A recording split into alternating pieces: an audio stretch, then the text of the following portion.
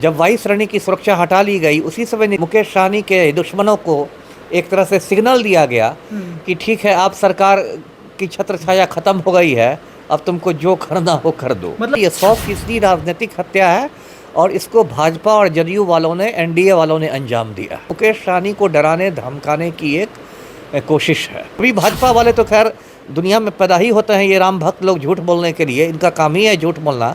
लेकिन जो भी बिहार में हालात हैं वो जंगल राज से आज बदतर हालात हैं। ये पूरी तरह राजनीतिक हत्या, पॉलिटिकल मर्डर है। ऐसे कमजोर और नपुंसक हो गए हैं बिहार के आईएएस आईपीएस लोग कि किसी माफिया पर हाथ डालने की इनकी हिम्मत नहीं है।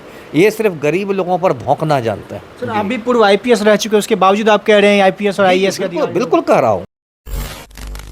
नमस्कार। वीआईपी सुप्रीमो मुकेश सहनी के पिताजी की हत्या कर दी जाती है। उसके बाद लगातार राजनीतिक पार्टियां इस पर टिप्पा टिप्पणियां शुरू कर देते हैं। कुछ लोग तो कहते हैं कि बिहार में फिर से जंगल राज रिटर्न आ गया। इस मुद्दे पर विशेष चर्चा के लिए अभी हमारे साथ पूर्व आईपीएस अधिकारी अमिताभ दास सर हैं। इनसे हम लोग बातचीत करेंगे कि यह जो मामला है सर, सबसे पहले स्वागत है आपका। जी धन्यवाद आपका। सर, ये जो मामला है इसको आप कैसे देख रहे हैं? चूँकि अब हमारे देश के जो राजनीतिक पार्टियां हैं, जो नेतागण हैं, उनके भी परिवार वाले अब सुरक्षित नहीं है, तो बिहार में अब क्या कुछ होने वाला है? देखिए, बहुत लोमहर्षक घटना है ये। दर्शकों को पता होगा ये मुकेश सहनी के बारे में। ये बिहार सरकार में मंत्री रह चुके हैं। बिल्कुल। इनकी पार्टी है वीआईपी, विकासशील इंसान पार्टी, और ये खुद को सन ऑफ मल्लाह बताते हैं, मल्लाह का बेटा। और निषाद मतदाताओं पर इनकी पकड़ अच्छी है। और अभी जो लोकसभा चुनाव हुए थे उसमें तेजस्वी यादव के साथ मिलकर इन्होंने धुआंधार प्रचार किया था हेलीकॉप्टर में, साथ साथ मछलियां भी खाते देखे गए थे। तो एक इनकी पहचान है।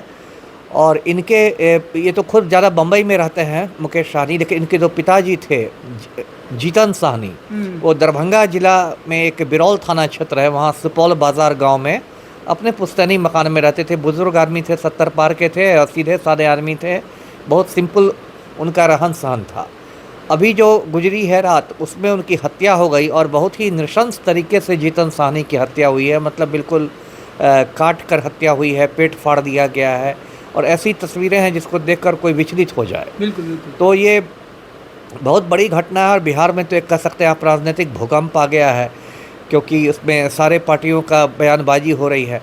अब देखिए इसमें क्या है, जो दरभंगा पुलिस का कहना है, जो मैं डीआईजी का बयान सुन रहा था, इन लोग का कहना है, मुझे लगता है ये लोग अनुसंधान की दिशा को थोड़ा भटकाना चाह रहे हैं। अच्छा। जो पुलिस जो है, ये लोग कह रहे हैं कि नहीं, ये चोरी का मामला प्रतीत होता है और चोर घर में घुसे थे और जीतन सहनी की नींद खुल गई तो इसलिए उन्होंने उनको मार डाला।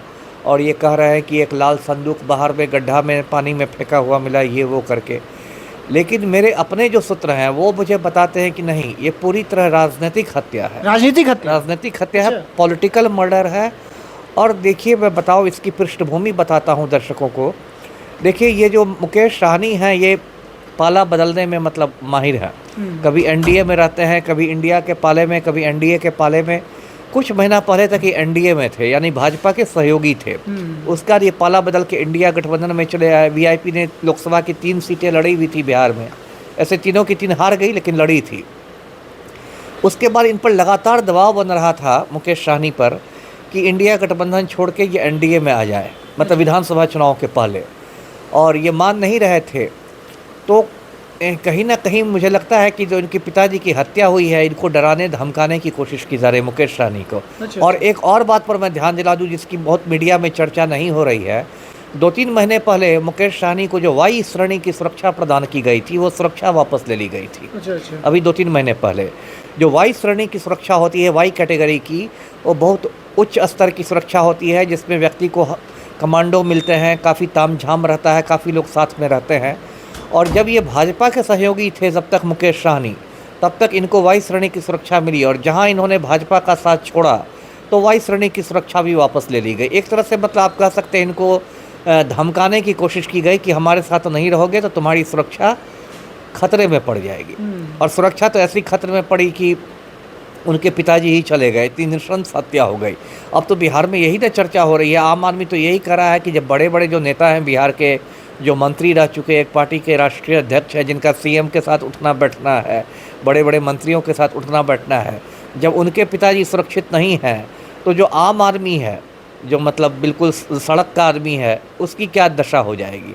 तो जो भी हुआ है ये बहुत दुर्भाग्यपूर्ण हुआ, और मैं यही चाहूँगा कि पुलिस इस मामले में लीपापोती नहीं करे और बिना राजनीतिक दबाव में आए काम करे। जी सर, इसको पूरे राजनीतिक माहौल में कैसे देखते हैं? जैसे एक तरह कहा जाता है, कुछ लोग तो कह रहे हैं कि राजद वाले की तरफ से ये हत्या कराई गई है, कुछ लोग कह रहे हैं कि बीजेपी वालों की तरफ से हत्या करा दी गई है, और कुछ लोग तो यह कह रहे हैं कि मतलब चोरी वाला जो आरोप आप कह रहे थे कि मतलब कोई लूटपाट करने वाला आया था, उस कारण से उनकी हत्या हुई। तो आप इसको कैसे देखते हैं कि राजनीतिक हत्या ही है पूर्णतः, या फिर चोरी डकैती वाला ही नहीं, मामला? मैंने तो शुरू में ही कहा ना, ये 100% राजनीतिक हत्या है, और इसको भाजपा और जदयू वालों ने, एनडीए वालों ने अंजाम दिया। एनडीए वालों ने? एनडीए वालों ने अंजाम दिया। और फिर मैं बताता हूँ कि ये मुकेश सहनी को डराने धमकाने की एक कोशिश है। मतलब आप सीधा सीधा आरोप लगा रहे हैं कि एनडीए वालों ने इसको पूरा? जी बिल्कुल। और मैंने कहा इसकी आप पृष्ठभूमि देख लीजिए, जिस तरह से पिछले 2-3 महीने पहले इनकी सुरक्षा हटाई गई, जब वायु श्रेणी की सुरक्षा हटा ली गई, उसी समय मुकेश सहनी के दुश्मनों को एक तरह से सिग्नल दिया गया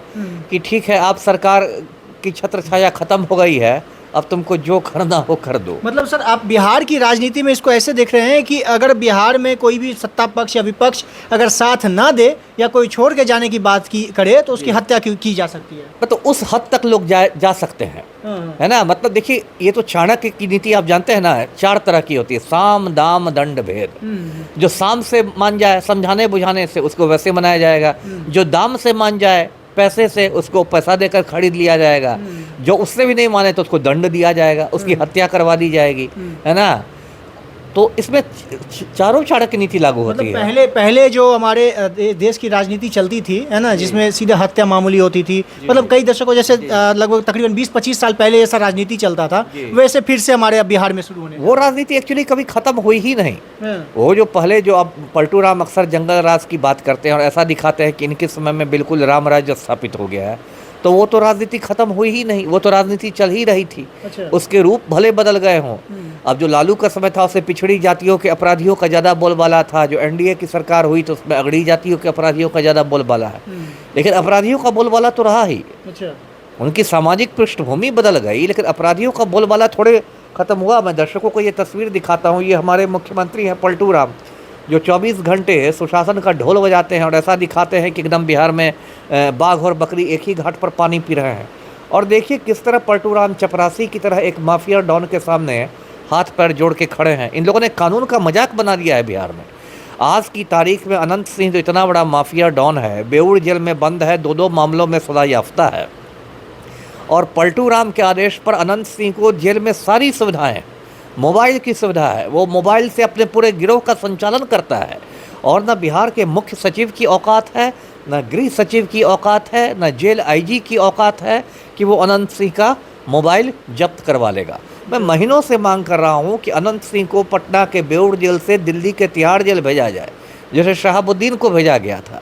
लेकिन जब मुख्यमंत्री खुद अनंत सिंह के गिरोह में शामिल हो गए हैं तो क्या होगा। और बिहार के जो IAS IPS पदाधिकारी हैं, इनका तो कहना ही क्या, ये लोग तो मर्दाना कमजोरी के शिकार हो गए हैं। ऐसे कमज़ोर और नपुंसक हो गए हैं बिहार के IAS IPS लोग कि किसी माफिया पर हाथ डालने की इनकी हिम्मत नहीं है। ये सिर्फ गरीब लोगों पर भौंकना जानते हैं। सर, आप भी पूर्व IPS रह चुके हैं, उसके बावजूद आप कह रहे हैं IPS और IAS का? बिल्कुल कह रहा हूँ, पूर्व IPS रहा हो इसलिए तो कह रहा हूँ क्योंकि मैंने सबको बहुत नज़दीक से देखा है। अच्छा। मैं सुनी सुनाई बात नहीं करता, मैं आंखों देखी बात कर रहा हूँ।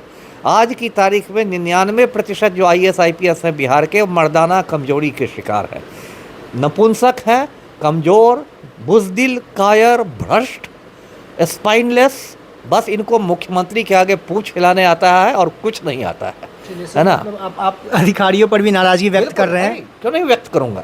देखिए, जो बात सही है वो सही है। अभी आपने देखा, क्यों नहीं व्यक्त करूंगा। आनंद मोहन, जिसने एक IAS अधिकारी का खून कर दिया था, उसको समय से पहले छोड़ दिया गया। बिहार में IAS एसोसिएशन है ना, कायदे से उसको विरोध करना चाहिए था। इतना बड़ा IAS एसोसिएशन है, इतना बड़ा IAS भवन है पटना हवाई अड्डे के पास, IAS एसोसिएशन में अध्यक्ष, सेक्रेटरी सब लोग हैं, तो कायदे से तो IAS एसोसिएशन को विरोध करना चाहिए था ना मुख्यमंत्री से कि आप IAS के हत्यारे को क्यों छोड़ रहे हैं। लेकिन IAS एसोसिएशन ने चूं भी की, एक चूं भी आपको सुनाई दी। सिपाही एसोसिएशन हल्ला कर देता है, कर्मचारी एसोसिएशन हल्ला कर देता है, रेलवे के कुलियों का एसोसिएशन हल्ला कर देता है। IAS एसोसिएशन ने एक बार चूं भी की, डंके की चोट पर एक IAS के हत्यारे को छोड़ दिया गया। बताइए। चलिए जी। सर, वीडियो बहुत लंबा हो रहा है। एक आखिरी बात आपसे करना चाहूँगा कि आप लगातार सरकार में जो कमी होती है, जो कुछ आप देखते हैं, उसको एनालिसिस करके आप अपने बातों को रखते जी। हैं। तो सर, बिहार में जंगल राज की बात चल रही है कि कुछ दशकों पहले 2005 से पहले कुछ लोग कहते हैं, अभी मैंने भाजपा प्रवक्ता का बयान लिया, उन्होंने कहा 2005 से पहले जंगल राज था, अभी जंगल राज नहीं है। तो सर, क्या आपके नज़रिए से क्या अभी बिहार में फिर से जंगल राज रिटर्न हो गया? ये जंगल राज के आगे की स्थिति है, ये महाजंगल राज अच्छा। है ना। ये जंगल राज से भी बदतर हालात हैं, ये महाजंगल राज है। मैंने लालू के समय भी काम किया है और मैंने पलटू राम के समय भी काम किया। आज के जो हालात हैं ये जंगल राज से भी बदतर हालात हैं। अच्छा। जो भी भाजपा वाले तो खैर दुनिया में पैदा ही होते हैं, ये राम भक्त लोग झूठ बोलने के लिए, इनका काम ही है झूठ बोलना। लेकिन जो भी बिहार में हालात हैं वो जंगल राज से आज बदतर हालात हैं। भाजपा वाले सिर्फ राम भक्त नहीं है, बहुत लोग राम भक्त हैं। नहीं, मैं इसलिए मैंने भाजपा ही राम भक्तों की बात की ना, बाकी राम भक्तों की बात तो नहीं की। जो भाजपा ब्रांड राम भक्त है मैंने उनकी बात की ना, जो राम का राजनीतिक फायदा उठाते हैं मैंने उनकी बात की। जी चलिए, बहुत बहुत धन्यवाद सर। देखिए, हमने मुकेश सहनी के पिता की हत्या के बाद के बारे में हमने सर से बहुत बातचीत किया। सर ने भी अपने बातों को रखा और बहुत सारे मुद्दों पर इन्होंने खुल करके बोला है। इस वीडियो को पूरा देखने के बाद आपकी जो राय होगी प्रतिक्रिया के रूप में कमेंट बॉक्स में जरूर बताइएगा। बाकी मेरा नाम अंकित भारद्वाज है और आप द पब्लिक पॉइंट देख रहे हैं। बहुत बहुत धन्यवाद।